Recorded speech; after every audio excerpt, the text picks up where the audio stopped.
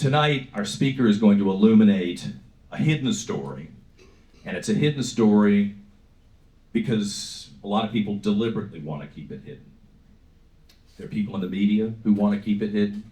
There are people in government who want to keep it hidden. It's being ignored because there are certain people who are advancing their ideas and intimidating anyone who would dare stand up against them by keeping it hidden. Anybody who lived in Richmond knows Antifa's real. If you were around in 2020, you didn't have to live in the fan and have a car bomb go off or see a $250,000 bus burned in front of your house to know that Antifa is real. And we cannot allow this type of domestic terrorism to become a part of our daily life in Richmond, Virginia, or anywhere else across the country. This is my hometown, and I will make a stand to protect my neighbors and my city and my state. So I'd like to welcome the journalist, the writer, the photographer, the editor, who has stood up for all of us, but most important is that Andy Ngo is brave, and I admire that. So please join me in welcoming the first speaker in the Virginia Forum series, Mr. Andy Ngo.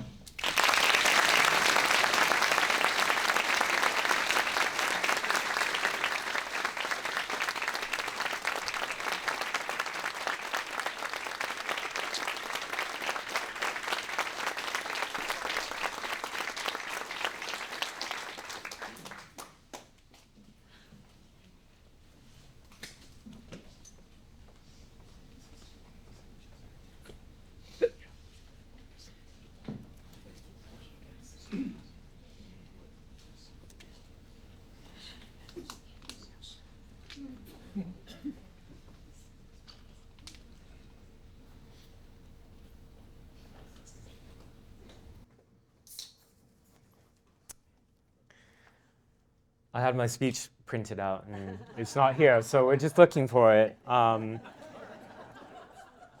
gonna kill me. Don't send Antifa after me, I'm sorry. Okay. So, it's actually kind of a sad story why I have to prepare a speech like this and read it off to you. I used to be pretty decent at giving impromptu speech, and when I was in high school, I even did some competitions for it and did pretty well. And that was a skill that was pretty useful to me as a journalist when I would do interviews and such. But after a very serious beating I sustained in 2019 by the hands of Antifa, I suffered a subarachnoid hemorrhage, which is bleeding in the brain. And one of the long-lasting effects of that it has been memory and cognitive issues. So my speeches today are usually are pre-prepared. Okay. Quote, Richmond stands with Portland, unquote, declared the viral flyer in the summer of 2020. Quote, come prepared, wear a mask, end quote, it continued. It then plainly stated the instructions for the gathering. Quote, do what you want, fuck shit up, end quote. The all-capitalized text was plastered on top of a photo of rioters standing in front of a building in flames with their fists in the air. The flyer promoted a direct action at Monroe Park on the 25th of July, 2020, in solidarity with the city of Portland, Oregon. I'm from Portland, but am now living in exile outside the US due to multiple attempts on my life and continued death threats by Antifa and the violent far left.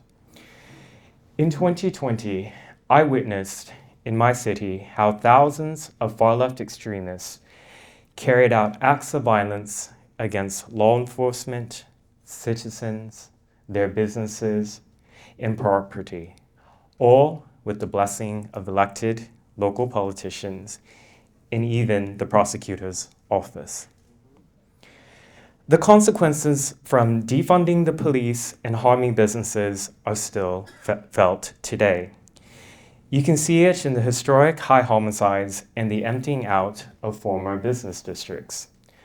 Unfortunately, Portland, Seattle, and Minneapolis were far from being alone in experiencing this violence. Right up there was Richmond, Virginia. Hello, everyone. I thank the Common Sense Society, the Virginia Council, this venue, law enforcement, for giving me the opportunity to speak with you. It's my first time in Richmond. Earlier, I took my first trip on Monument Avenue. Non-monument. And as you can hear from the responses here, I was asking myself, where are the monuments? This was one of the cities I tracked in 2020. Unfortunately, your city has developed networks of far-left extremists who have violent, revolutionary ambitions. Just having me here to speak has taken significant effort due to the actions of committed extremists who worked for weeks to try to shut this gathering down. 2 prior venues canceled their hosting of this event.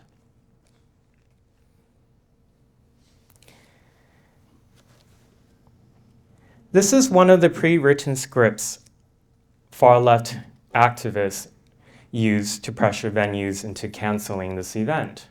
Quote, "Hey, the event this evening features a racist, misogynistic, homophobe, intent on provocative neo-Nazi speech.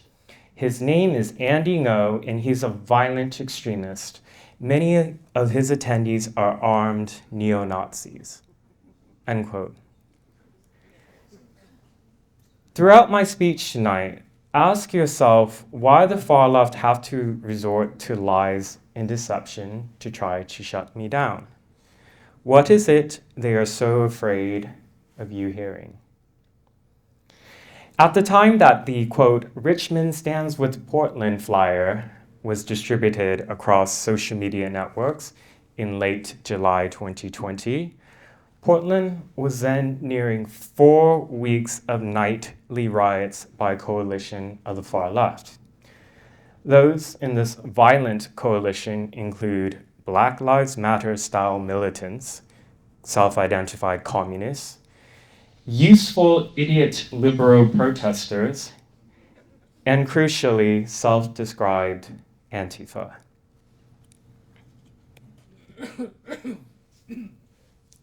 What is Antifa? Well, they are a self-described movement of so-called anti-fascists who believe that violent and criminal tactics must be used in the fight against their political enemies. And who they view as their enemies, the so-called fascists, include people like you and I. People who love their country, defend freedom of expression and the rule of law.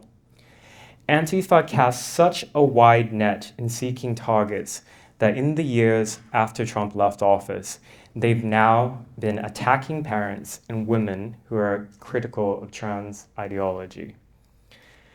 As for their origins, the first Antifa was a violent paramilitary of the German Communist Party in the Weimar Republic. Antifa organized today as networks, so-called affinity groups or cells, or sometimes just as radicalized individuals. They are perhaps most infamous for adopting the black bloc tactic, being masked and dressed head to toe in black, similar to ISIS jihadists, whilst carrying out acts of violence. When the radical left in Richmond organized a direct action in solidarity with Portland, I'll tell you what they were actually cheering on. It had nothing to do with so-called racial justice.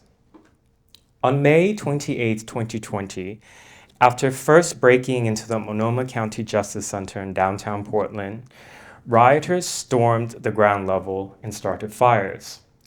The building houses a police station, courtrooms, and holding cells. County staff fled for their lives, leaving behind hundreds of jailed inmates while the fires grew. Fortunately, the fires were put out in time by first responders, and nobody was killed. As the rioters fled, they looted businesses throughout downtown. Videos captured masked militants in black blocs smashing the doors and windows of businesses, leaving them wide open to be looted by comrades and random opportunists. The riots continued for a second night in Portland, and then the third and the fourth.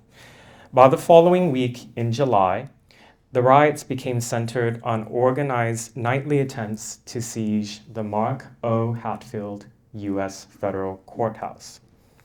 By then, thousands of rioters amassed in front of the federal building every night and repeatedly tried to burn it down.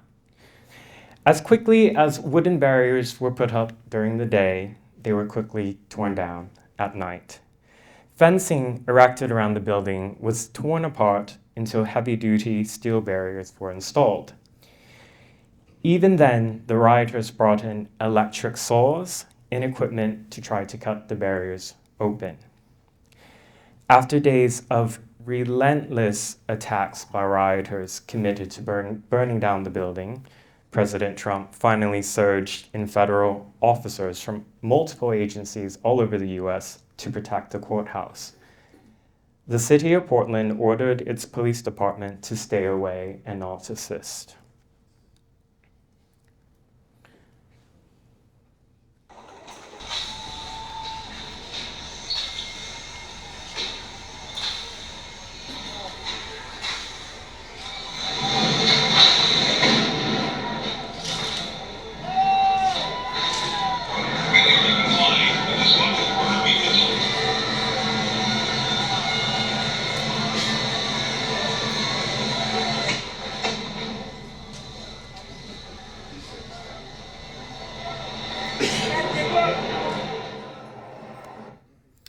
This is some undercover video I recorded outside the federal courthouse in July 2020 in downtown Portland. In this context, far-left extremists in Richmond, Virginia staged their own solidarity attack.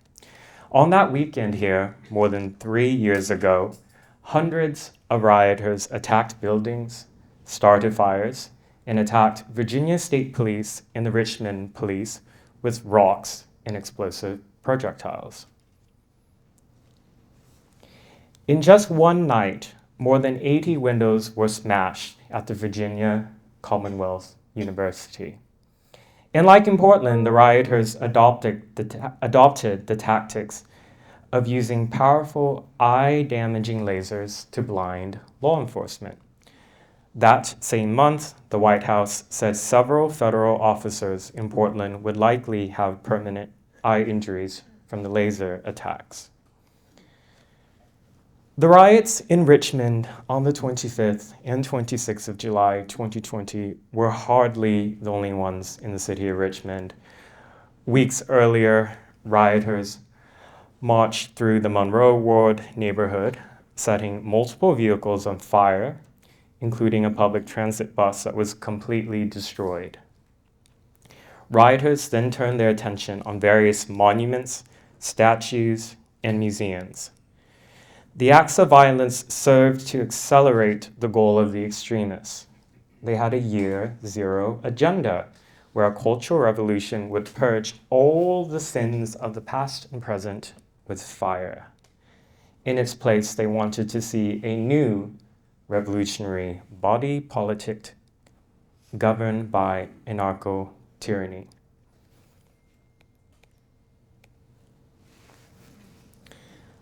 These are some photos actually provided by Liz Stiff, who is with the Common Sense Society. And she described hearing what sounded like an explosive going off by her house, and the next day seeing the damage.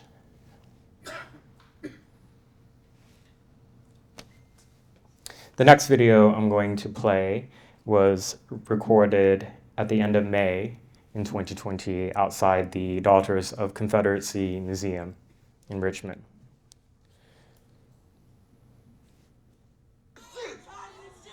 Get this shit turned the fuck out! Yeah! Yeah!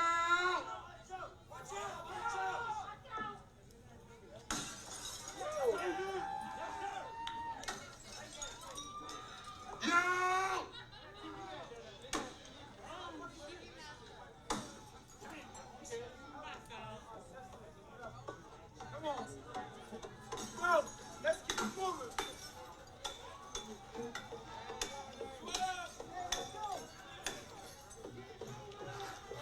Come over here.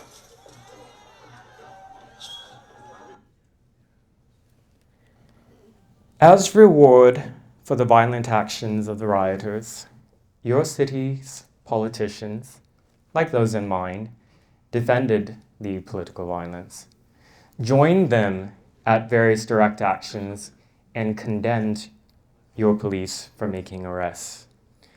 And as statue after statue was violently toppled by the mob, your city and state helped this process by removing the monuments missed by the rioters. In Portsmouth, Virginia, leftist rioters used a sledgehammer to behead statues. The scenes were reminiscent of the actions of ISIS jihadists who beheaded, defaced, and blew up statues in territory it seized in Iraq. The far left's lust for violence was so wanton in Portsmouth that they had complete disregard for their own physical safety. After smashing off the heads of the statues on the Confederate monument in Portsmouth, rioters used a rope to try to pull down the body of one statue. It fell on one of their comrades, smashing his head open and exposing his brain on the ground.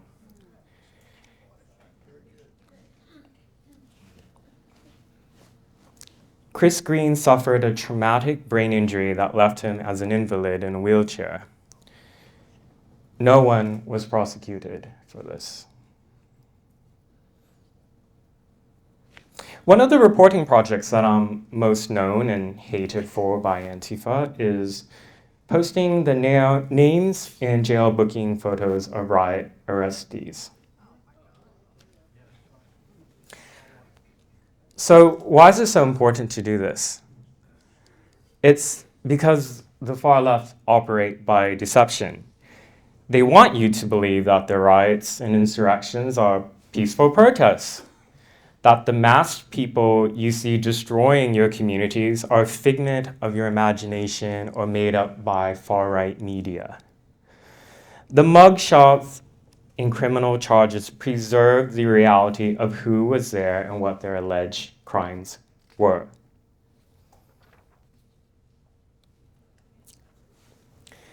These are the faces of some of those arrested at the violent riots in Richmond in 2020.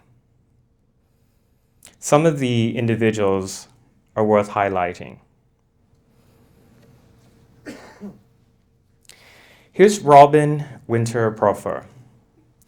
He was arrested at multiple riots in Richmond in 2020.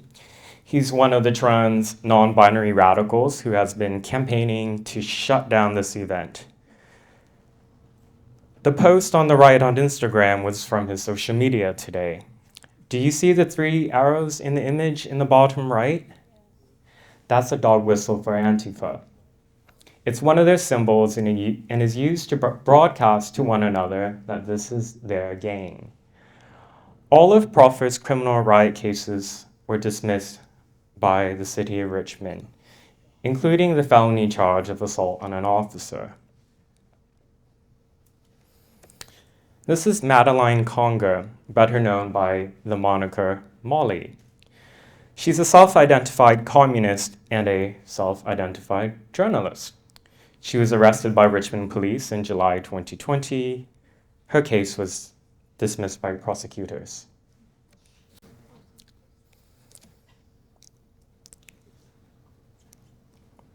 This is Taylor Maloney. Maloney is a self-identified transgender, non-binary communist activist. These are some of her social media posts that I found and reported on in the past. When a follower of a Black nationalist group ran his car into Capitol Police in 2021, killing one of the officers, Maloney celebrated his death. Maloney wrote, quote, "Love this, we need more of this," end quote. On the day of the Derek Chauvin verdict, Maloney declared on Twitter that they hoped he was acquitted so that rioters can, quote, "burn this bitch to the ground," end quote. Oh, and I forgot to tell you, Maloney was a student body president of Virginia Commonwealth University during the riots. And her case was dropped by prosecutors.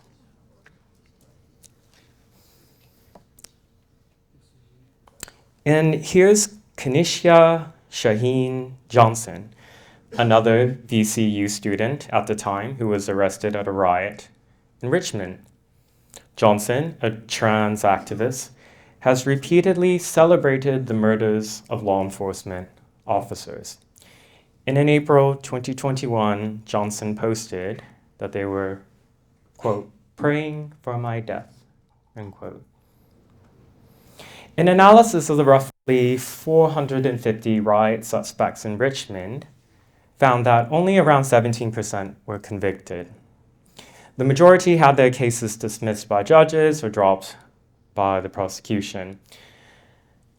This is only bested by the city of Portland, where the leftist district attorney there, Mike Schmidt, declined to prosecute around 90% of the 1,000 riot cases. Despite all the violence that was committed in Richmond, much of it pre-announced with flyers and locations, there were 0 felony convictions. It's not only violent rioters we should be concerned about. The compromised media apparatus is also at fault for misinforming the public, gaslighting them, and radicalizing the easily manipulated. One of your local publications, RVA Mag, wrote the following defamatory accusations about me in order to pressure the Commonwealth Club to cancel this event. And this is their quote. "At the end of this month, the Virginia Council will hold another event for a far-right personality whose criticism of statue removal under the guise of free speech is known to influence white nationalist violence. Andy Ngo would become the darling of Tucker Carlson in neo-Nazi accelerationist groups with his reporting of the 2020 protests in the city of Portland, Oregon," end quote. The author uses a pseudonym. One of the questions I'm most asked is, who is the leader of Antifa? Well, there's no single Antifa group, and therefore no single leader or even a group of leaders. There are dozens of groups of varying organizational structures that self-identify as Antifa. Some of them have Antifa in the name, some do not. Rose City Antifa in Portland, Oregon, is among one of the formal Antifa organizations with actual membership and militancy training courses. It is among one of 12 groups within the Torch Antifa network. The network has some of the most violent Antifa groups in the country. They have a website where you can get in contact and inquire about how to join. You know who else is part of the Torch network? Antifa Southern Hills, an Antifa organization based right here in Richmond, Virginia. RVA Mag was able to go inside the group for a feature profile back in 2018. Let me tell you something from all my times reporting on Antifa. The only time they ever allow media into their space is because they view that publication or writer as an ally or comrade who will propagandize on their behalf. The RVA mag smear piece made the following conclusion about me, quote, "What makes Andy a dangerous grifter is his promotion of far-right ideology under the guise of being an independent journalist. This misrepresentation of himself in Black Lives Matter protests has put him in the spotlight of right-wing media as well as putting people's lives at risk," end quote. RVA Mag and their allies in Antifa do not want you to know the truth. And journalists like myself who speak out become targets of death threats and real violence. Their message is simple: shut up or we'll make you shut up. In 2019, I learned this lesson when a mob of Rose City Antifa members in Portland ambushed me when I was recording their public direct action in downtown. They beat me on the head and face repeatedly. They kicked me and stole my recording equipment. As my eyes welted with blood and I was bleeding from my ear, they then hurled dozens of unknown liquids and projectiles at my face to blind me. And these are some of the messages they leave behind in areas around Portland, Oregon, and even other cities. Messages urging for one of their sympathizers in the public to kill me, to murder me, dismember me. They even write publicly where they think I live at. I had to censor that screenshot on the right, bottom right.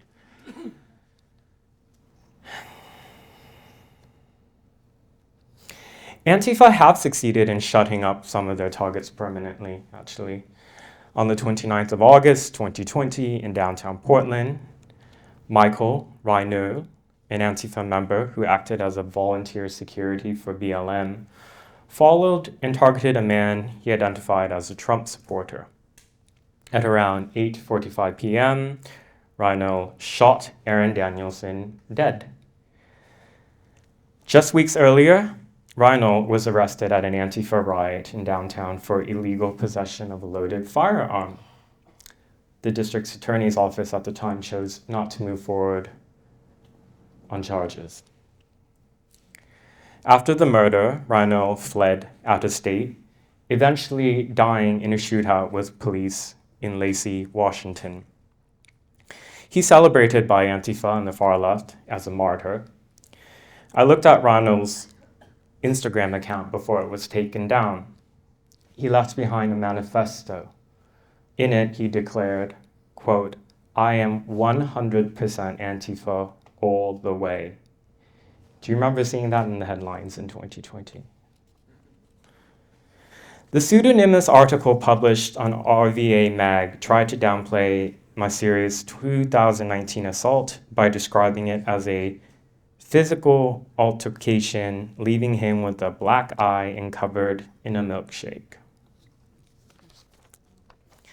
These are some photos from my injuries from 2019, and then another near-death experience in 2021.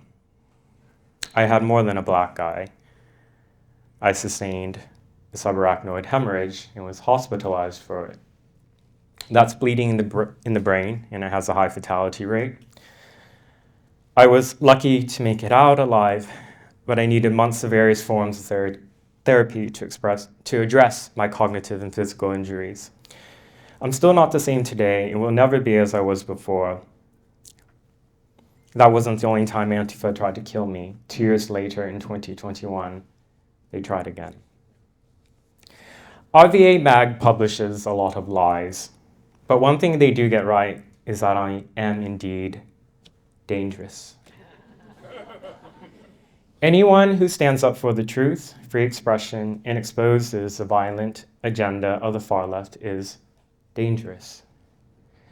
I encourage you all to become dangerous people committed to speaking the truth and sharing it. Thank you.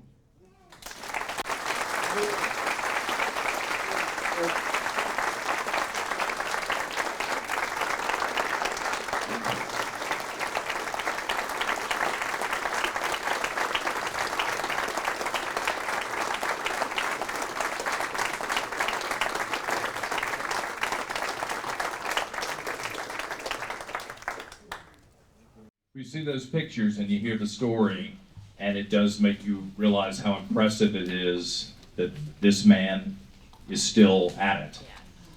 Yeah, I don't know your bank account. I don't get the impression that you're making Fox News money as a host in the evening. I think this has become a passion and that you're willing to stand up for what's right. And that's why we're so glad and honored to have you here in Richmond tonight. You know, as I'm listening to this, and you and I have had a couple of interviews on the radio, and I'm going to go to your questions in the audience in just a second. I keep thinking, why? What is the end goal here? What is the point? You know, some people, the civil rights movement had very clear justifications. They could point to things that they thought were unjust. There were goals that they had. There were people who were pushing back on them, but society I think most people looked at it and said, you know, we've got to start treating people fairly and equally. What is am I missing the ulterior motive here? What is the end goal here? Have you discovered anything that you can articulate as a reason for this violence? So the coalition we see of the violent far left is made up of factions of those of varying different ideologies. Black Lives Matter has a more traditional revolutionary communist agenda, which some of their members and leaders have been very open about, particularly attacking the idea of property ownership, family, etc., so on.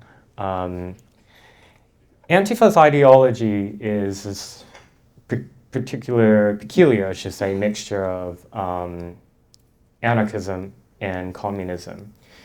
And then there are socialists who are allied, DSA members often quite allied with these militant leftists. What they have in common, though, is a united hatred in the United States, its history, its institutions, and they all would like to see this completely overturned. And they have different visions for what society would look like under their worldview. With Antifa, I say, we actually have had kind of small pockets of experiences of what their vision manifests in real life looks like.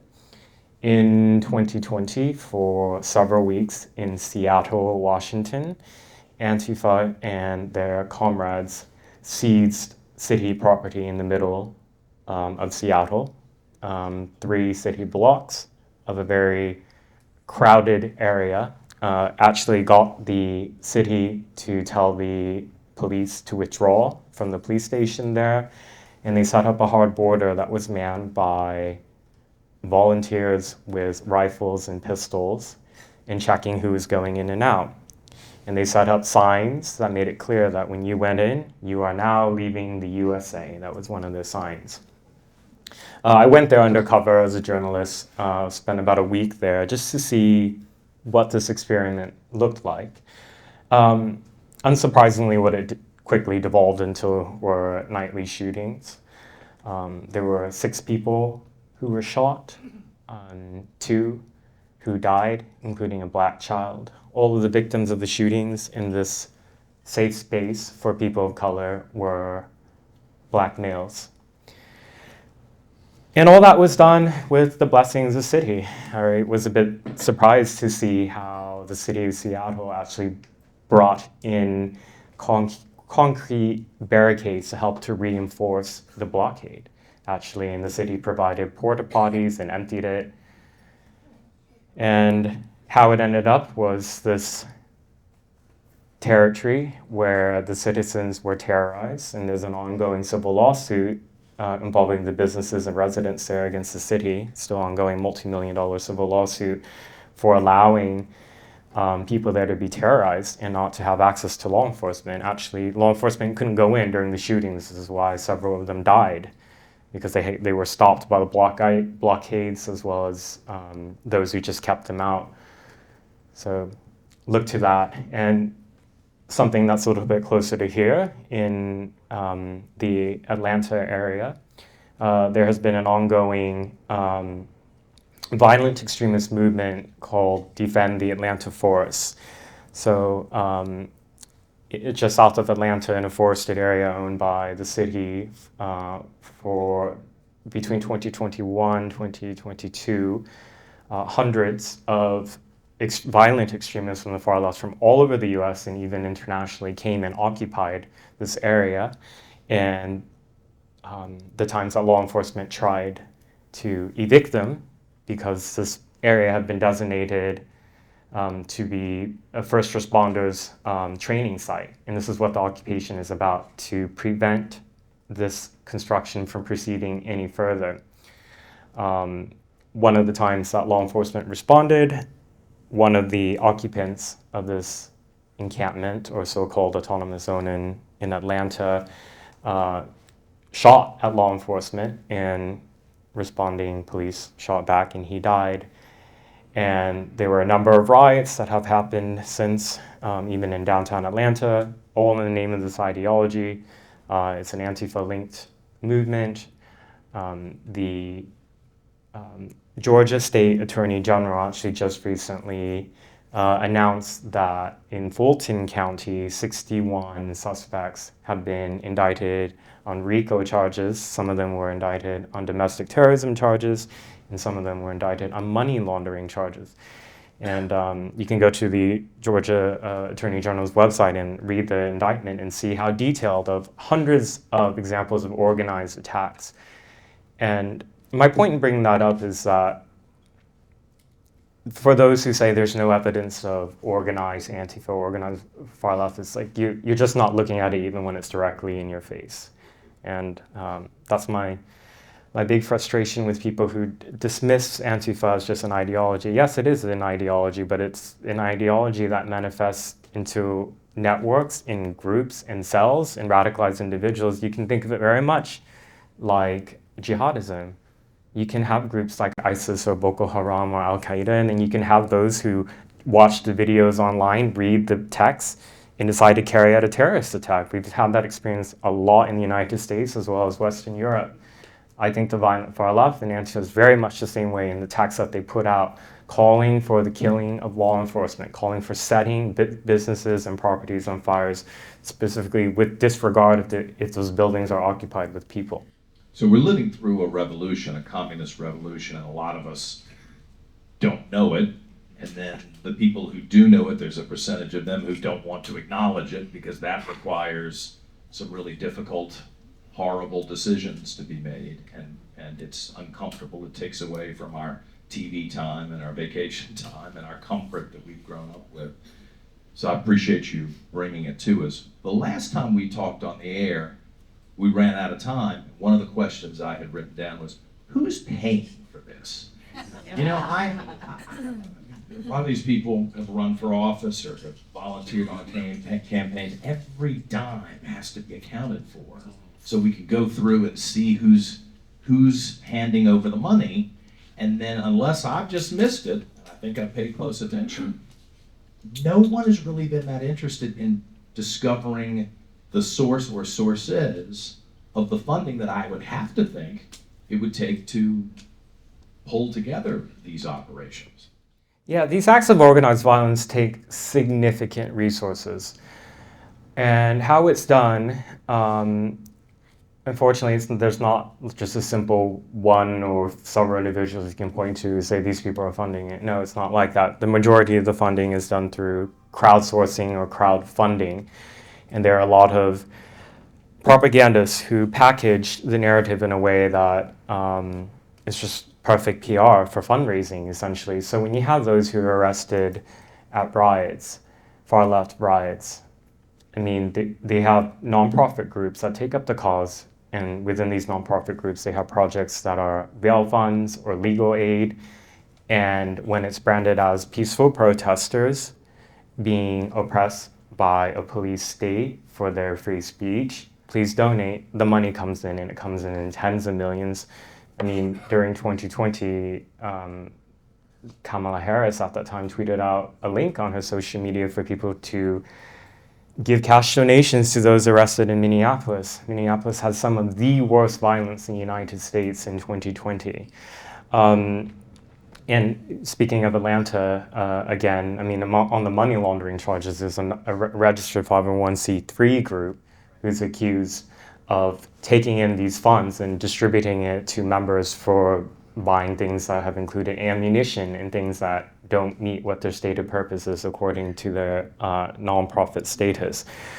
A lot of donations pour into groups like the National Lawyers Guild, which is a very far-left radical organization of attorneys, many of them who donate their time or work at really low rates for violent extremist suspects.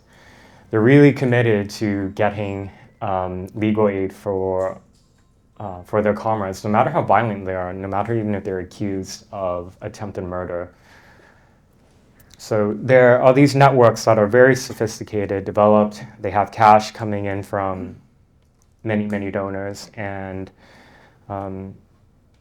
as far as I know, it's really been only the Georgia Attorney General who has been actually looking into the funding streams, at least in Atlanta. I mean, it's really remarkable when you compare that to the intense scrutiny of everyone who was even in the vicinity of the U.S. Capitol on January 6th, and that I now know the names of people that who are these people, but I know they were at the Capitol on January 6th, and they've sent a very clear message. We're going to put you in jail for decades if you dare do anything similar to what happened on January 6th. That's without my judgment about it, but they don't seem capable of doing the same thing across the country with 100 nights of violence. I think that tells a story about who we have in a lot of the prosecutors' offices and who we have elected who may be fooling us. You know, another thing, a lot of people in Richmond knew that we had a lot of trouble over the last couple of weeks and today pulling off this event, and I kept checking my phone because every reporter and news anchor and writer, I mean, I was at the TV station for 10 years, they all know me. Some of them actually listen to the show and hate what I say, but they listen to the show. It's entertaining occasionally for them. And one reporter who texted me today who said, with the requisite, I don't agree with what you talk about on the radio station, John, but this ain't right. This is not right. What's happening to you and your group and try to bring this guy to town. Do you ever get that from journalists who constantly talk about this noble profession, this vaunted profession? We must protect journalism. We must treat those who declare themselves as journalists with a special reverence in this society. Does anybody ever stand up for you? Unfortunately, there's been very few. The journalism industry in the US, if you work in legacy media or mainstream media, it's very, very easy to get blacklisted from that and become persona non grata, even just based on perception that you have sympathies with the right. And unfortunately, my detractors, many of them who work in media, who have written all these hit pieces like what we were reading from RVA Mag, that shows up in the Google, etc. And it makes centrist journalists afraid to speak with me. And there have been some who have, but they'll do it they constantly are having to reinforce, this is off the record, right? Off the record, right? I'm reaching out off the record. And I mean, I guess I appreciate that they're speaking, but it shows to me what I've have long experiences that a lot of American journalists, most I would say, are very, very, very cowardly, actually. They're deathly afraid of being canceled by their colleagues or those in the industry. I mean, a lot of them are centered around DC or New York. It's actually not very big. It's not a very big circle, actually. So, and even the senior reporters, the ones who've been around for a while, who I would think wouldn't, I mean, even if they're left of center, I wouldn't think they would be communist sympathizers, and they certainly wouldn't want to see someone like you abused. Even those people have not said, come on, this is outrageous, I defend you, I want to help you somehow. That has not happened. I remember in 2019 when I was beaten and suffered the subarachnoid hemorrhage, probably one of the most prominent journalists who reached out with a brief message of support publicly was Jake Tapper, a CNN host. He posted it on his Twitter that it was something along the lines of he condemned what happened. And I actually really appreciated that a lot. It meant, I knew it actually took guts for somebody in establishment liberal media to do that. But Jake Tapper was then viciously condemned by those in the comments and criticized, and he ultimately later retracted his statement. And He retracted it. correct, he deleted it completely. Yeah. I was about to say, I can't stand that guy or his show, but at least I got a little respect, but come on, we lose that. Well, I don't want to dominate all the time. I know some of you may have questions, and I will pretend to be Oprah tonight and come over and let you ask your question. And remember, this is not directed at you, but remember, we're asking a question. We're not making a speech, okay? Just in all fairness, all right. Andy, welcome. Thank you for your bravery. You talked about lax prosecutors. You talked about a complicit media. Can you speak to academia's role in Antifa? Do they have, excuse me, any involvement? When I see these photographs, I see photographs of people that are 20 to 30 years old. Yep. And I'm just wondering if you could speak to that. Yeah, so one of the reasons that my mugshot collecting project in 2020 is really important is that it then gave me, like, Portland has such a large sample set because the riots went on for so long, there were so many arrests. So there's a large data to work with. And yes, the demographic of those riot suspects on the surface are those who are late teens to early 30s, predominantly white. And in terms of their economic status, from what I could find of those who still had information online, is that there were two extremes represented. A lot were children of privilege, those working in white-collar professions, many in academia, PhD students or PhD holders, professors, lawyers, nurses even. Many of them went to very, very good universities. I think maybe the one university that was kind of overrepresented in the Portland riots is one of the Reed College, which is a very expensive liberal arts college in Portland. And I mean, that's not particularly surprising. This revolutionary politics is reserved for those of a certain class who have the luxury to fantasize about these crazy ideas and have the time to go out and carry out acts of violence or encourage it or organize it or participate in some way.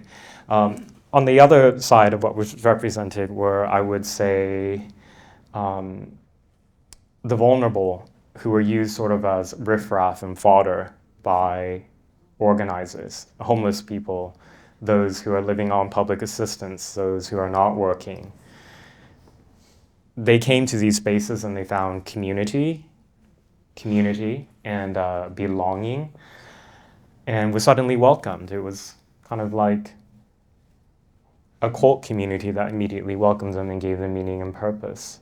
And I wrote about in my book that I actually had a lot of sympathy for this particular subset of the riot suspects, because a lot of them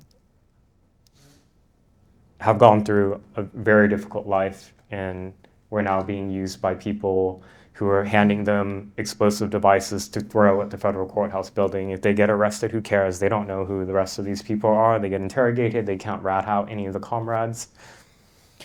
So yeah, there are the two extremes, and but definitely many of the riot suspects from coast to coast have had the privilege of university and even postgraduate degrees as well. You know, one of our senators' sons was identified as someone who created, I don't want to label him as Antifa, but I think that was correct. I asked him about it on the air, and he said it was just a mistake. You're talking about Mr. Kane's son? Has Yeah. he reformed? Do we know that? I mean, I'm hopeful, and I was a political son too, so I hate to beat up on people because people do make mistakes. I didn't know I made a stupid mistake like that, but There are many, many children of Democrat politicians who have been arrested and some of them convicted or pleaded guilty to various far-left direct actions. Mr. Kane's son in, I think that was 2017, there are many, many examples of that. we'll take one over here. Thank you for your personal bravery and integrity. It seems to me that there seems to be a disproportionate number of trans people in this movement. Could you comment on that? Thank you so much for that question. That observation is something. That's another reason why I do post the mugshot, so you can actually see. Disproportionately, and in the case of Portland, it was around 15 to 20% of the people having some type of trans or non-binary identity. That is significantly higher than all the social science research on what is even estimated as at the higher end of what the general public, what percentage is trans identifying. I think there is a reason for that, and I write about it a bit more now. The trans issue is in the media a lot. I think there's probably something to be said about so men who identify as women engaging in political violence. It's just because they've then put on a dress or makeup or painted their nails. They haven't shed their male typical characteristics, such as wanting to engage in brawls and other acts of physical violence that women, on average, are a bit more reluctant to get involved in. For the women who identify as male and have been taking testosterone, they then developed other behavioral differences, such as more aggression. I noticed that. I wonder if that's part of it in the overrepresentation we see. I think perhaps maybe more of what's pulling them in is this this coalition of the far left is it's trying to build up a population of various peoples who have some type of grievance against society and would like to see things overturned by any means necessary. And they're going to build alliances with various people, even if they share very little in common, but they share a common enemy. And unfortunately, a lot of them have found community in Antifa. Now they're suddenly welcomed in, and you can get an avenue to carry out retribution on fellow citizens and the state, and in the meantime get cheered for it. Depending on the jurisdiction that they're in, politicians, the media, everybody will be protective of them. And we can see how many times trans-identifying far-left extremists, I call them Trantifa, have attacked women, attacked parents, attacked even older people at some of these, whether they be parental rights events or women's rights events. And then the reaction from the local politicians is to condemn the parents and the women who are the victims of the violence. All right, I'm going to do something crazy. We got a couple more questions, and I'm watching the clock. My producer at the radio station will laugh at that I'm watching the clock. I'm going to go to bed. He's got to go to bed. But I am going to invite someone who may disagree, because I don't want to be a hypocrite, right? So I'm going to ask you, if you're in the audience and you disagree, we're not looking for a protest, but I would invite you to ask your question, because I'm serious about inviting people who do not necessarily agree with us. So I'm going to look for that person next, but you said you had a question to ask. Okay. Thank you, John. And everybody who hasn't bought the book, you need to, and highlight it and dog through the pages and make it be a textbook. Thank you. I'm an Uber fan. you mentioned the money part, John, and you mentioned the Atlanta Cop City and the Lawyers Guild. So I'm from Florida, and I've been tracking Antifa in Florida, and your book helped me a lot. But the question is regarding the lawyer that was arrested, who was the lawyer with the Southern Poverty Law Center. Did he get finally sentenced, or was his observer gig held up? And have you seen any more ties to the SPLC in this Antifa movement? So I wrote a report recently for the Post Millennial titled something along the lines of "Here's everything you need to know about the RICO indictment in Atlanta," and it lists out some of the noteworthy suspects in the indictment, and one of them is Mr. Thomas Jurgens, who is a Atlanta resident and a staff attorney for the SPLC. So he had previously been charged with domestic terrorism when he was arrested at a riot earlier in the year. He's now one of the suspects who also is indicted on a RICO charge. So that case is actually, those charges are still ongoing. Actually, as far as I know, since last year, nobody has gone to trial yet. So the cases are still ongoing. There's quite a large organized left-wing movement now to push back against the Attorney General in Georgia. All these pieces have come out, and all the establishment publications are saying, and even actually Congresswoman Rashida Tlaib and Cori Bush have put their names to a piece on The Nation defending those who have been indicted on the terrorism and RICO charges, saying that this is a criminalizing dissent. So, pay attention to how the press is trying to reframe this and to make it these groups of people now the victims of a state. It's what they always do. Even when rioters are killing people or setting buildings on fires or trying to kill people, they're always the victim and deserving of sympathies, or they're the victim so their actions are justified somehow. Criminalizing dissent, or dissent that's criminal, the word choice is pretty important. Was there anybody who wanted to take me up on that? All right, I promised this guy that I would take the question. Yeah? Oh, well, excuse me. Okay. I want to keep my word. How are you? Good. Andy, appreciate it. I'm Chris Bassett, actually, a plus 50-year resident of Portland, Oregon. So I've got a slightly different perspective on 2020. Basically, the outside agitators were none other than Enrique Tarrio and Joe Biggs, who are now sitting in federal prison. Is that not the case? So the next time this happens, I want you to talk about Chad Wolf's involvement in the DHS in Portland, because it seemed like it was just poking a bear and creating resistance. But yeah, and they were defeated. They left, did they not? So I want you to more expose or talk about the violence that was on both sides, and you know it was. It's very important here to recognize. So you think there was right-wing violence that prompted this? All right, well, let's talk about that since he was right there. Andy, what's your reaction to that? So Enrique Tarrio is a former leader of the Proud Boys. He was recently sentenced, I believe, to 22 years following a conviction over his role in January 6th riot. Joe Biggs was another person who was sentenced to, I think, 15 or 17 years recently as well.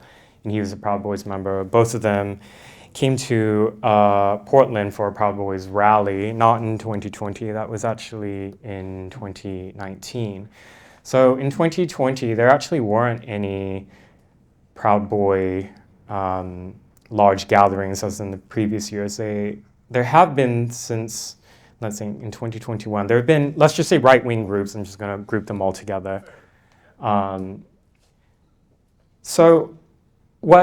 In the years leading up to 2020, there were a number of riots in Portland involving left-wing and right-wing groups. I write about it in my book.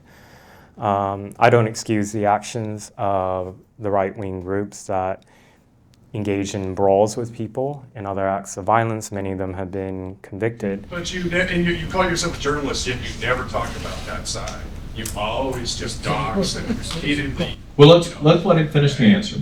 Okay.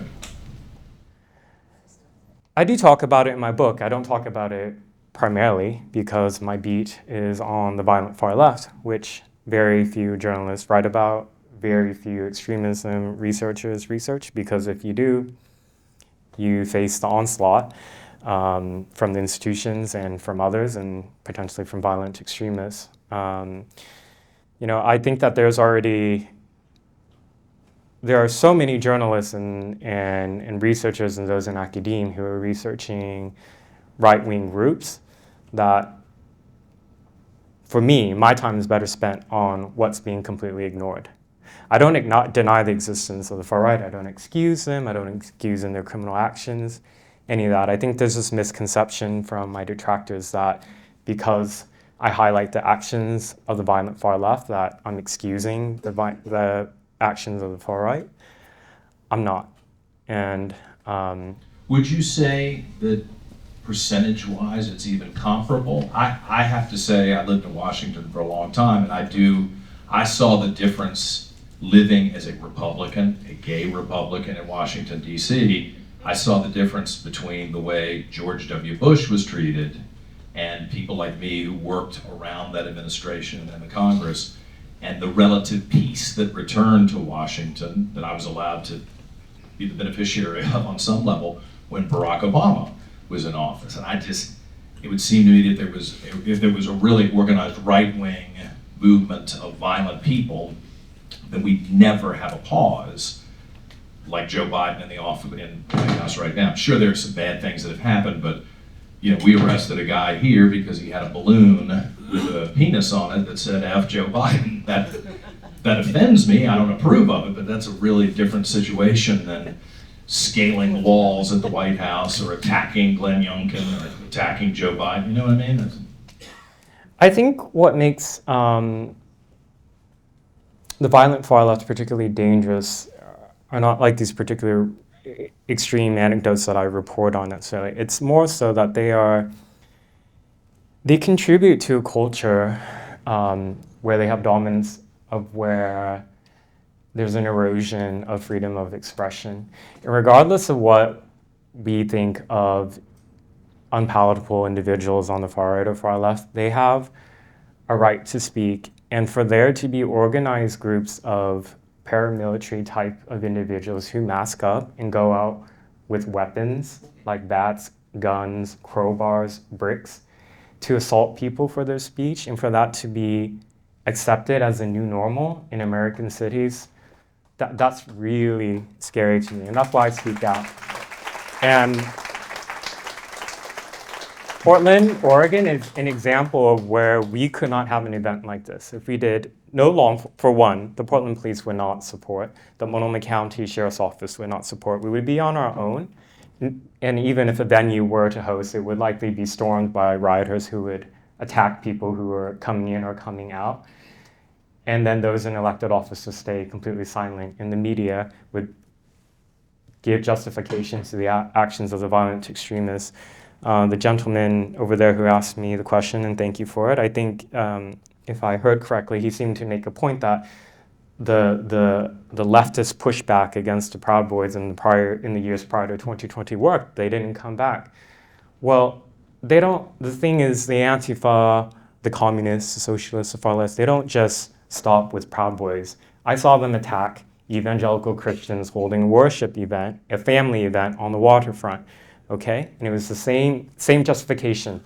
These are fascists. They can't be in Portland. We have to go shut it down. So it never stops with the unpalatable people we don't want to associate with. It inches closer and closer until then it's us, then it's me, as I've experienced. So. All right, well, I'm watching the clock, and I promised this guy would talk to me, and we got to get out of here before they throw us out of here. That'd be a bad ending, wouldn't it? Thank you. Mr. No, thank you so much for being with us. From what you've been able to learn, where's the FBI been since 2019? So when I've spoken to sources who were in the FBI, including I spoke to one who was actually assigned to Portland during the 2020 riots,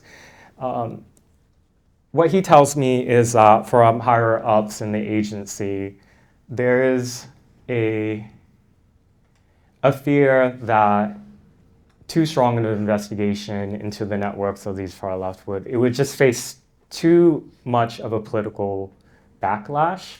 And for those who are career oriented, have other things to focus on, they turn a blind eye. I don't know if that's like an internal policy from the FBI or anything. I mean, there are some FBI offices, like in New Jersey, who have talked about the threat of anarchist extremists, and that's just another word for Antifa, and they have named various individuals who have been involved in violent extremist actions. But yes, from higher up, it's just, you can see that there's no will there, and unfortunately it's made as a political issue. This is a very unfortunate thing. Strip away the politics of it, you have organized violence of people who are trying to deprive citizens of their civil rights and engaging in acts of criminality to carry that out, and they're not being held accountable. The political will should be to protect all of us, whether we agree with it or not. All right. Give me a point of personal privilege here. One last question, if he's got it, because I got to see this guy at the radio station every day. My colleague Jeff Katz, who's never stood so silent for 90 minutes. Do you have anything? I know you're a big fan of Andy, so I wonder if you have anything. Well, you said no statements, but let me make a statement. My statement is to Andy, thank you for being a real journalist in a day and age when real journalists don't exist for the most part. Amen. And thank you, a round of applause for my friend John Green. I will tell you that I've known John and I consider him a friend, and Heidi and I consider him family. We love him. I have never been more impressed with and proud of you.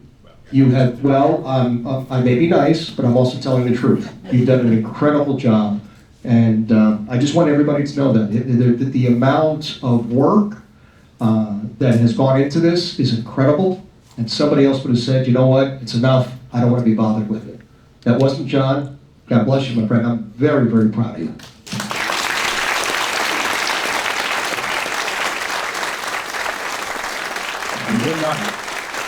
Thank you.